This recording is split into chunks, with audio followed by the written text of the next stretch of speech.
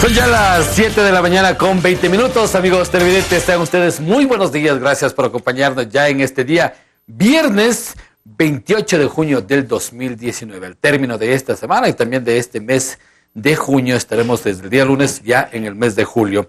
Y vamos con nuestros invitados, con cada uno de ellos, a hablar temas realmente que durante este mes han sido de preocupación dentro de la institucionalidad desde el Estado ecuatoriano, función ejecutiva, legislativa, judicial, en fin. Para hablar de este tema hemos invitado al doctor Pedro Freile, él es catedrático universitario, jurista, y con él vamos a tratar un tema importante. Es con respecto a la institucionalidad de las funciones del Estado. Doctor, muy buenos días, gracias por acompañarnos.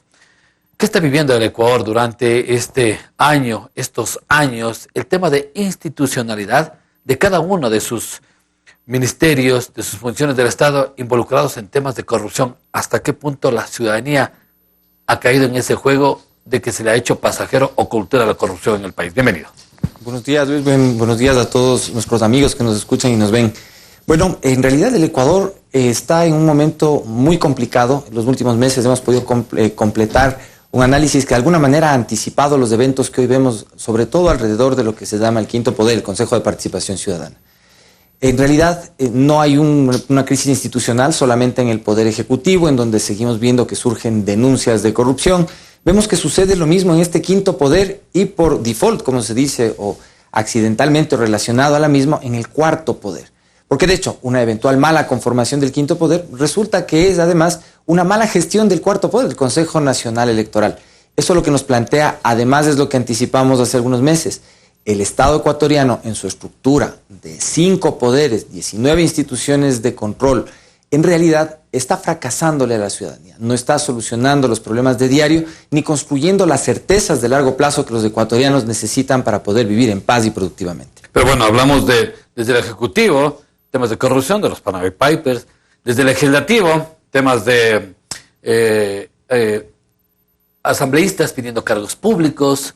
Desde la función judicial, también temas de evaluación para que no haya actos de corrupción. Desde el CNE, el cuarto poder, todos los poderes del Estado están involucrados en estos temas que le he mencionado yo, que hay una crisis institucional. La crisis institucional, de hecho, proviene del modelo que tenemos, mi querido Luis. En realidad, el sistema está hecho para mantenernos entretenidos mientras unos pocos se hacen del poder.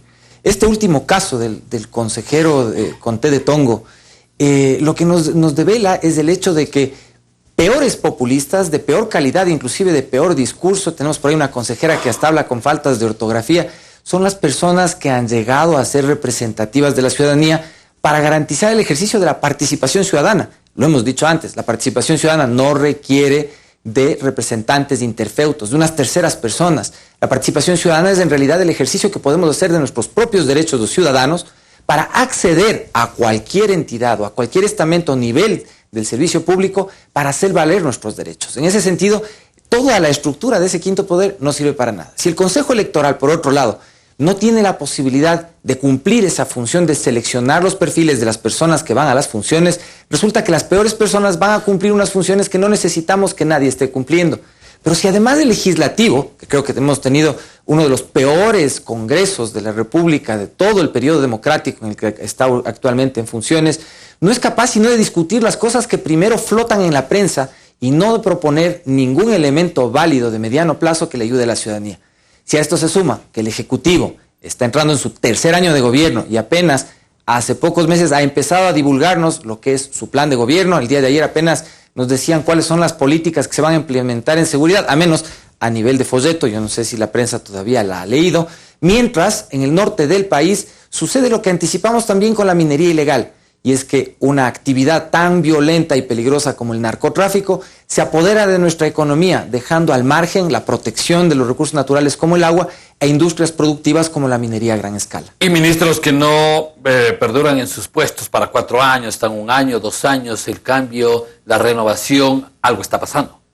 Bueno, en realidad los ministros, el problema que tenemos es que en el Ecuador nuestra institucionalidad no nos ha enseñado a los ecuatorianos que cuando un secretario de Estado entra en una cartera, al igual que cuando un candidato se transforma en mandatario, tiene que exhibirnos de nuevo los puntos principales de sus planes, cuáles son sus promesas con nosotros, para que la ciudadanía tenga la posibilidad de seguir de cerca, aquí respirándoles en el cuello, para saber que cumplen lo que nos han ofrecido.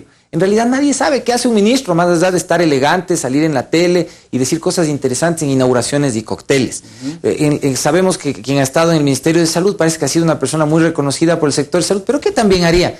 Nadie sabe realmente si la educación ha mejorado. Los bachilleres siguen sin poder entrar a la universidad ni encontrar trabajo, entonces no creo que ha mejorado nada. Estamos elevados los ecuatorianos, seguimos distraídos de lo que tenemos que exigirle al establecimiento político, a los poderes del Estado. Y la única solución parece ser que el poder vuelva a la calle y se vuelva a reorganizar el Estado de una manera más dinámica y más apropiada para los intereses de la ciudadanía. Críticos del anterior gobierno, del gobierno del expresidente Correa, sin embargo, quienes han sido cuestionados, vemos que están en otros cargos públicos, están como cónsules, como diplomáticos o en cargos de segunda o tercera, pero sin embargo siguen en esos puestos y el actual gobierno no ha podido cambiar o retomar otras acciones. Bueno, lo que pasa es que la colectivización de la mediocridad que logró el régimen anterior en realidad produjo un tejido social dentro de la burocracia en donde hay unos más vivos conectados entre ellos que se mantienen juntos.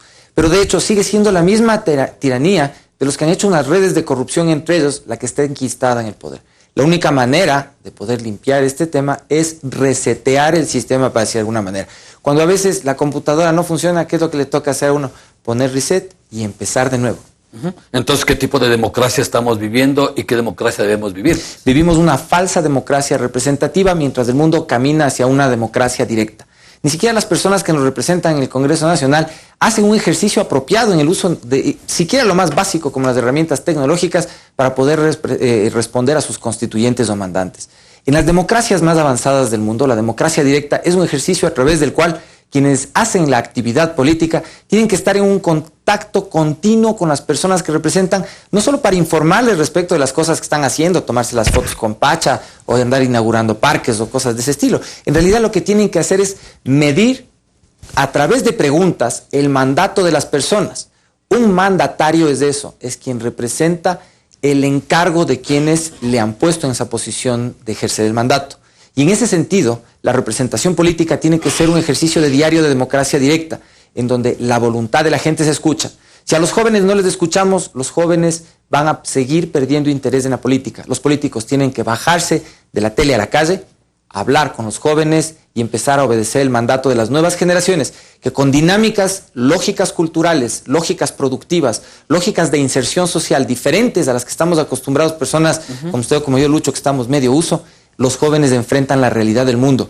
Porque aunque les veamos distintos, no les entendamos, no dejan de enfrentar el mundo por eso. Y finalizo, ¿cuál es entonces el futuro del Ecuador durante los próximos años?